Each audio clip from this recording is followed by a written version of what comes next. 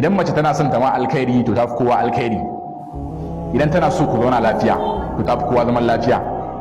Ko kai ne fir'auna, idan matanka ta tashi da aljanun zaman lafiya sai kun zauna lafiya.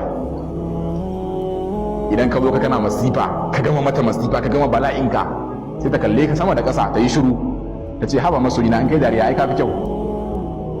Kaga yanzu sai yi dariya ko kana son zaman lafiya ne a ranar. Idan ka ce me yasa ba a yi kaza ba, sai ta ce ka yi haƙuri masoyina, sai ta ma a lokacin. In ka ce a kawo min kaza, kafin ka ce mai an riga an kawo ma, duk abin da ka ce a yi ranar za a yi. Amma idan ta tashi da aldanin bala'i da masifa ranar, ko kai ne annabi sai an yi wannan bala'in. Idan ka tashi da sassafe ka fara karatun alkur'ani, sai ta ce au yau kuma qur'ani aka tashi mana da shi, da karatu aka tashi kenan.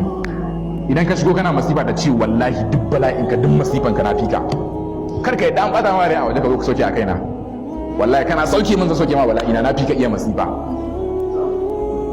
Idan ka zo kana mata wa'azi sai ta nusu kai tunanin wa'azi ya shige ta, sai ta ce ma au Sheikh Jafar ai da masallaci kai kai wa'azin da yafi. Wani ne mai wannan ba mace ba? Kaga mata iya mai kenan masu halayen kwarai da halaye na banza. Allah madaukakin sarki ya kara muku lafiya. Ka san kuma duk gidan da ba mace bai cika gida ba. Duk gidan da ba mace bai cika gida ba. Mata ne suke samar da gida.